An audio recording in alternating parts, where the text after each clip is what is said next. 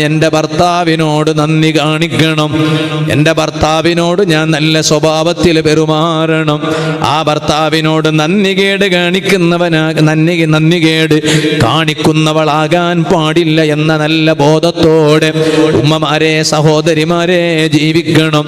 ഇത് സാന്ദർഭികമായി ഞാൻ എൻ്റെ ഉമ്മമാരോട്, സഹോദരിമാരോട് ഓർമ്മപ്പെടുത്തുകയാണ്. ആകയാൽ പറഞ്ഞു വന്നത്, നമ്മുടെ മക്കളിൽ നല്ല ദീനീ ബോധം ഉണ്ടാക്കിയെടുക്കണം. സുബ്ഹാനല്ലാഹ്, ഈ അടുത്ത് ഞാനൊരു സയ്യിദിന്റെ കൂടെ ഇരുന്നിങ്ങനെ സംസാരിക്കുകയാണ്. ഒരു സ്ഥലത്ത് വഅദിന് പോയപ്പോ ഭക്ഷണം കഴിക്കാൻ വേണ്ടി ഒരു വീട്ടിൽ കയറി. കാസർഗോഡ് ജില്ലയിലാണ്. അതാ ഭക്ഷണം കഴിച്ചിട്ട് ഞങ്ങളിതാ അവിടെ ഇങ്ങനെ ഇരിക്കുമ്പോൾ സ്വാഭാവികമായും ഈ വീട്ടുകാരനോട് ചോദിക്കും, നിങ്ങൾക്ക് എത്രയാ കുട്ടികള്? ഇപ്പൊ തങ്ങളുപ്പാപ്പ അയാളോട് ചോദിച്ചു, എത്രയാണ് മക്കൾ? അയാൾ കുട്ടികളെ കുറിച്ച് ഇങ്ങനെ പറഞ്ഞു. എന്നിട്ടതാ തങ്ങളുപ്പാപ്പ അവിടെ നിന്ന് പറയാണ്, കുട്ടികളെ കാര്യം വലിയ ബേജാറാണ്. അല്ലാഹു ഞങ്ങൾ എല്ലാവരും മക്കളെ നന്നാക്കി തരട്ടെ.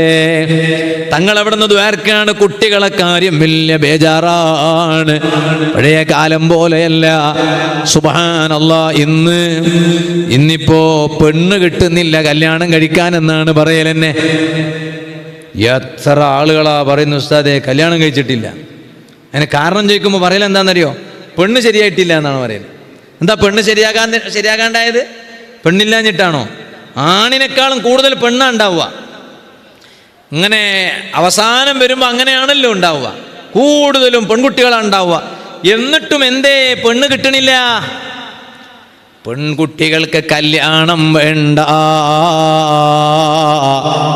എന്ന് കരുതിയിട്ട് അതിൻ്റെ അർത്ഥം എന്താണ്?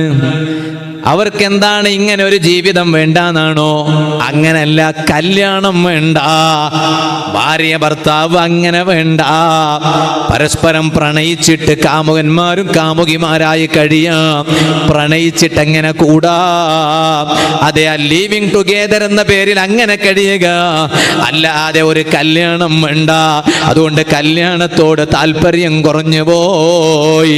നഊദു ബില്ലാഹ്. ഇത് ദീനീ ബോധമില്ലാത്തതിന്റെ പേരിലല്ലേ രക്ഷിതാക്കളെ? ആ കുട്ടികളിൽ ദീനീ ബോധമുണ്ടാക്കാനാണ് നമ്മുടെ മദ്രസകൾ.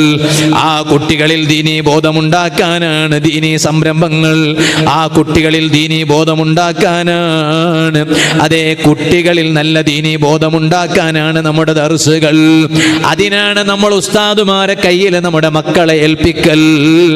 ആ ഉസ്താദുമാർ ഈ കുട്ടികൾക്ക് അദബ് പഠിപ്പിക്കുന്നു, ഇൽമു പഠിപ്പിക്കുന്നു. അതേ, ഉസ്താദ് കുട്ടികളോട് പറയും, തലമുടി കളയണം, അത് ശരിക്കും കളയണം. തലമുടി പരിഷ്കാരത്തോടെ അങ്ങനെ ജീവിക്കുന്നവരാകാൻ പാടില്ല. പഴയ കാലത്ത് ഞങ്ങളെ ദർസിൽ ഞങ്ങൾ ഓതി പഠിക്കുന്ന സമയത്ത് ഒരു സ്റ്റൈലോട് കൂടെ മുടിയെങ്കാലും ഇങ്ങനെ എടുത്തു വെച്ചാൽ പിന്നെ സലൂണിൽ പോകണ്ടാവില്ല. പിന്നെ ദർസും തന്നെ അതെടുത്തിട്ട് സീനിയർ ഉസ്താദുമാരെ ഏൽപ്പിച്ച് പിന്നെ ചെയ്യും. അങ്ങനെ ഒരു വട്ടം ചെയ്താൽ പിന്നെ നമ്മൾ കൃത്യമായിട്ടും ഒക്കെ ശരിക്കും ഉസ്താദ് തലകെട്ടെടുത്ത് എടുക്കാൻ പറഞ്ഞാൽ വേഗം തിരിയും. അങ്ങനെയാണ്. അപ്പം മദ്രസയിൽ പഠിക്കുന്ന ഒരു കുട്ടി, ആ കുട്ടി പരിഷ്കാരത്തിൻ്റെ ഹെയർ കട്ടിങ്ങിൽ വന്നാൽ അവനോട് ഉസ്താദ് ഒരിക്കൽ മാന്യമായി പറയും, നാളെ നീ വരുമ്പോൾ ഇതെന്ത് ചെയ്യണം, ഇത് ഒന്ന് ക്ലിയർ ചെയ്തിട്ട് വരണം. എന്നിട്ട് ഉപ്പാനെ വിളിച്ചിട്ട് പറയും, നിങ്ങളെ മോൻ ഇങ്ങനെ ചെയ്തിരുന്നു, അപ്പം ഞാൻ അവനോട് പറഞ്ഞിട്ടുണ്ട്, നാളെ മദ്രസയിലേക്ക് അയക്കുമ്പോൾ ഒന്ന് ചെയ്തില്ല എന്ന് കണ്ടാൽ ഞാൻ അവനെ പുറത്തു നിർത്തും. അത് അദബ് പഠിപ്പിക്കുന്നതിൻ്റെ ഭാഗമാണ്. തഅസീർ എന്ന ഒരു കുറ്റപ്പെടുത്തുക, അതിനുള്ള നടപടി സ്വീകരിക്കുക എന്നൊക്കെ ഇസ്ലാമിലുള്ള കാര്യമല്ലേ? സുബ്ഹാന ജല്ല ജലാലു. അതുകൊണ്ടാണ് മഹാന്മാർ പ്രത്യേകം പറഞ്ഞത് തന്നെ, ഈ ഭാര്യനെ ത്വലാഖ് ചൊല്ലിയാൽ എത്ര വീടുകളിലുണ്ടാവും. അല്ലാഹു ഞങ്ങളെ നന്നാക്കി തരട്ടെ. ദേഷ്യം വന്നാൽ പിന്നെ ഭർത്താവിനിക്ക് ഭാര്യനോട് പറയാനുള്ളത് അതാണ്. എന്താ പറയാനുള്ളത്? ഞാൻ എൻ്റെ ത്വലാഖ് ചൊല്ലി എന്നാ പറയാം. ആ ത്വലാഖ് ചൊല്ലിയത് ഇയാൾക്കും ഭാര്യയ്ക്ക് മാത്രമേ അറിയുള്ളൂ. അതിനുശേഷം അവരെന്നല്ല ഒന്നിച്ചെന്നെ ജീവിക്കുകയാണ്, ആരറിയിക്കണമില്ല. ഇനി ഒരു പക്ഷേ മടക്കിയെടുക്കാൻ പറ്റിയ ത്വലാഖാണ് എങ്കിൽ, ഒറ്റ ത്വലാഖേ ചൊല്ലിയിട്ടുള്ളൂ എങ്കിൽ പോലും പിന്നെ യഹ്റുമു തമത്തുഉ ബിഹാ, ഒരു ത്വലാഖാണ് ചൊല്ലിയതെങ്കിൽ പോലും അവളെ മടക്കിയെടുക്കേണ്ട സമയത്ത് മടക്കിയെടുക്കുന്നതിന് മുമ്പ് പിന്നെ അവളെ കൊണ്ട് സുഖം ആസ്വദിക്കുക കടുത്ത ഹറാമാണ്. വലൗ ബിന്നദരി ഇലൈഹാ, അത് അവളിലേക്ക് നോക്കിയിട്ടാണെങ്കിൽ പോലും സന്തോഷിക്കുക എന്നത് കടുത്ത ഹറാമാണ് എന്ന് മഹാന്മാർ കിതാബിൽ പറഞ്ഞിട്ടുണ്ട്. അത്രയും വലിയ അപകടമാണ് അതൊക്കെ. ഇതാരും അറിയാണ്ട് മെല്ലെ ഇങ്ങനെ അവിടെ നിന്ന് ഇങ്ങനെ പിന്നെ ഒന്നിച്ച് കഴിയാണ്, ആരും അറിഞ്ഞിട്ടില്ല. അങ്ങനെയാണോ? ഈ ത്വലാഖ് ചൊല്ലി എന്നത് സ്ഥിരപ്പെടുത്താൻ ആവശ്യം വന്നാൽ അവിടെ 2 ആണുങ്ങൾ സാക്ഷിക്ക് നിൽക്കണം എന്ന് മഹാന്മാർ കിതാബിൽ പറഞ്ഞു. ആ 2 പുരുഷന്മാർ സാക്ഷിക്ക് നിൽക്കണം ഇവർക്കിടയിൽ ത്വലാഖ് ഉണ്ടായിട്ടുണ്ട് എന്ന് സ്ഥിരപ്പെടുത്താൻ വേണ്ടി വന്നാൽ. ഭാര്യയും ഭർത്താവും അംഗീകരിക്കണില്ല, അങ്ങനെ വരുമ്പോൾ ഒരു സാക്ഷി ആവശ്യമാണല്ലോ. അപ്പം അങ്ങനെ സാക്ഷിക്ക് ആവശ്യം വന്നാൽ 2 പുരുഷന്മാർ വേണം, സ്വതന്ത്രരായ 2 പുരുഷന്മാർ. എന്നിട്ട് മഹാന്മാർ പറഞ്ഞു അദിലൈനി, 2 നീതിമാന്മാരായ 2 പുരുഷന്മാർ വേണം.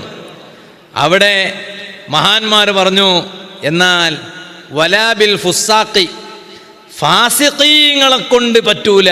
2 ആണുങ്ങളുണ്ട്, ആ 2 ആണുങ്ങൾ സ്വതന്ത്രർ തന്നെയാണ്, പക്ഷേ അവർ തെമ്മാടികളാണ്, ഫാസിഖീങ്ങളാണ്. അവർ വന്നിട്ട് സാക്ഷിക്ക് നിന്നാൽ ആ സാക്ഷിക്ക് അവരെ പറ്റൂല എന്ന് പറഞ്ഞതിന് ശേഷം മഹാന്മാർ പറയാണ് വലൗ ബി ഇഖ്റാജി മക്തൂബത്തിൻ അൻ വഖ്തിഹാ, ഒരു ഫർളായ നിസ്കാരം അതിൻ്റെ സമയത്തെ തൊട്ട് പുറപ്പെടുവിച്ചിട്ടാണ് അയാൾ ഫാസിഖായത്. നമ്മളൊന്ന് ആലോചിച്ച് നോക്ക്. ശരിയാവണ്ണം കൃത്യസമയത്ത് നിസ്കരിക്കാത്ത ആളാണ് അയാൾ. സമയത്തിൻ്റെ ഉള്ളിലായിട്ട് നിസ്കരിക്കണില്ല, സമയം തെറ്റിച്ചിട്ടാണ് നിൽക്കുക. അതുകൊണ്ട് അയാൾ ഫാസിഖായി എന്നല്ലേ പറഞ്ഞതിനർത്ഥം? ഇന്നിപ്പോൾ വളർന്നു വരുന്ന നമ്മുടെ മക്കൾക്ക് അവരുടെ ഭൗതിക വിദ്യാഭ്യാസത്തിൻ്റെ പേരിൽ എത്രയാണ് ളുഹുർ നിസ്കാരം നഷ്ടപ്പെടുന്നത്. ളുഹുർ അസർക്ക് വന്നിട്ട് സമാധാനിക്കുക, അസറിൽ വന്നിട്ട് ളുഹുറും അസർ ഒന്നിച്ച് നിസ്കരിക്കുകയാണ്, ളുഹുർ ഖളാ വിട്ടാണ്. എന്താ കാരണം? ഇംഗ്ലീഷ് മീഡിയമിന് പോവാണ്. ഇംഗ്ലീഷ് മീഡിയമിൽ പോകുന്നത് കൊണ്ട് ളുഹുറിന് കൃത്യസമയത്ത് നിസ്കരിക്കാൻ നേരമില്ല, അവിടെ സമ്മതിക്കണില്ല. ജുമുഅ നഷ്ടപ്പെടുകയാണ്, ഒരു പ്രശ്നവുമില്ല. ജുമുഅ നഷ്ടപ്പെട്ടാലും പ്രശ്നമില്ല. കുട്ടികൾ ചെറുപ്പത്തിൽ തന്നെ പ്രായപൂർത്തിയായതിനു ശേഷം ഇങ്ങനെ ഫിസ്ഖ് ചെയ്തിട്ട് ഇങ്ങനെ വളരുകയാണ്. ആ കുട്ടികൾ പിന്നെ നന്നാകാൻ പ്രയാസമാണ്.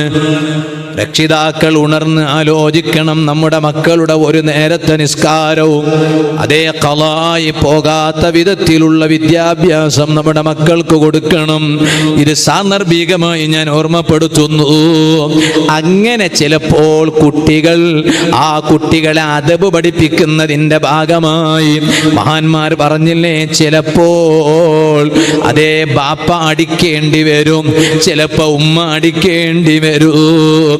അതെ, എന്നാൽ ഇതുപോലെ ചിലപ്പോൾ ഉസ്താദുമാരും അടിക്കേണ്ടി വരും. അങ്ങനെ ഉസ്താദുമാരടിക്കുമ്പോൾ അങ്ങനെ നമ്മുടെ മക്കൾക്ക് ഒരു ഉസ്താദിന്റെ കയ്യിൽ നിന്ന് അടി കിട്ടിയാൽ അതിൻ്റെ പേരിൽ മക്കളുടെ രക്ഷിതാക്കൾ ഒരിക്കലും സങ്കടപ്പെട്ടു പോകരുത്, ദുഃഖിച്ചു പോകരുത്.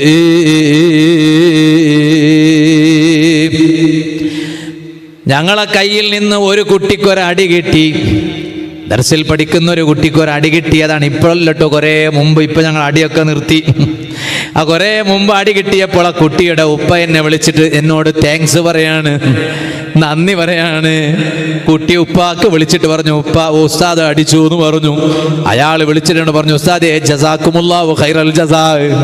ഞാൻ ചിന്തിച്ചു എന്നെ കളിയാക്കുകയാണോ. ഞാൻ ചോദിച്ചു എന്തിനാണ് നിങ്ങളിങ്ങനെ ജസാക്കുമുള്ള പറയുന്നത്?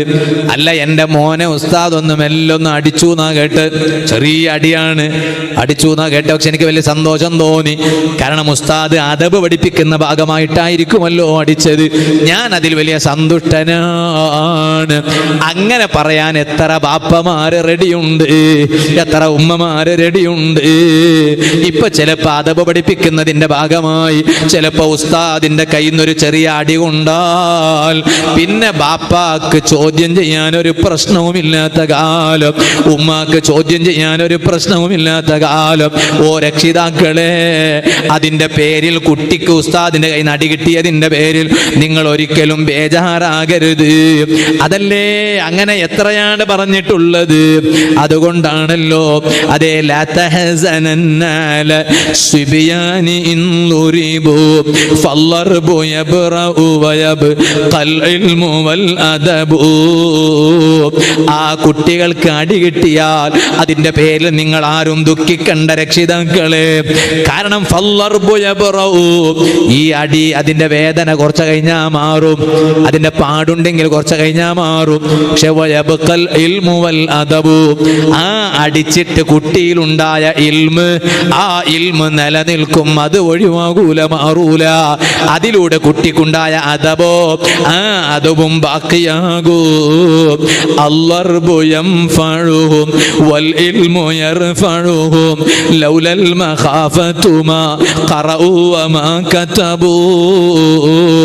ഈ അടി കൊണ്ട് കുട്ടികൾക്ക് ഉപകാരമുണ്ടാകും.